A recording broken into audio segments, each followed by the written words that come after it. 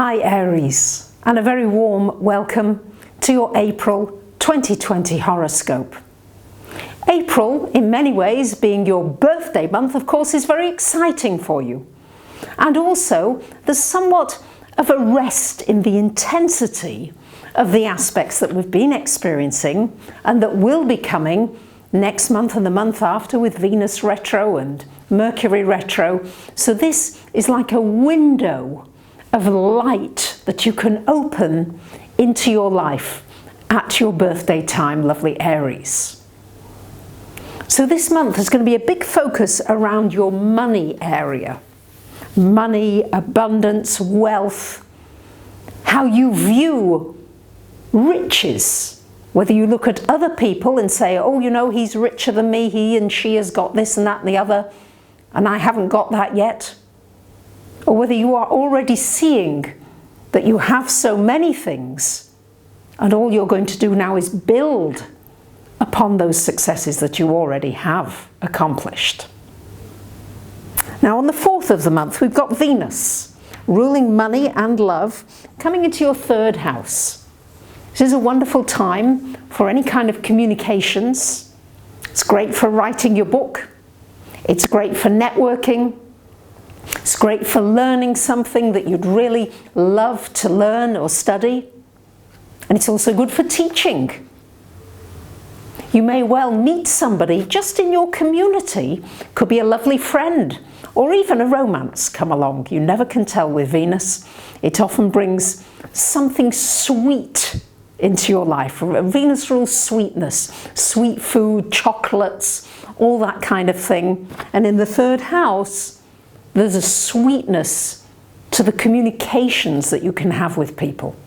You don't have to know somebody very well. It could just be a neighbor that you don't see very often, but you just have a heart feeling for that person. It can be very uplifting. On the 8th of the month, we've got a full moon happening in your relationship house. Full moon shining a light on relationships for you, Aries. Could be something coming to fruition. A relationship, maybe you've been working hard on a relationship and it's like, beginning to see progress in the way that we communicate and understand one another. Maybe it's time for an ending or a completion of a way that you've been behaving in relationships. And also maybe it could bring a new relationship into your life. In some way, there is to be some kind of a reassessment for you about how you operate in relationships. Are you too quick? Are you getting into relationships too quickly? Often, Aries, you do that. You're ruled by Mars. You're off. Can't stop you. Or are you noticing that you're just giving and giving and giving and feeling depleted? So it's an opportunity when there's a full moon in this area to become much more aware of your behavior patterns with respect to other people. On the 12th of the month, we've got Mercury coming into your sign, joining the sun. So this is a time really to focus on you. This month is about you. What do you want? What are your dreams, your aspirations? What actions are you ready to take? What do you need to communicate? Mercury in your sign. Maybe it's time to speak out and say it just as it is, without having to make it all too nicey-nicey. Sometimes you can say something really powerfully in a few words and get your message over just as well as saying it in 100 or 200 or 500 words. So think about that.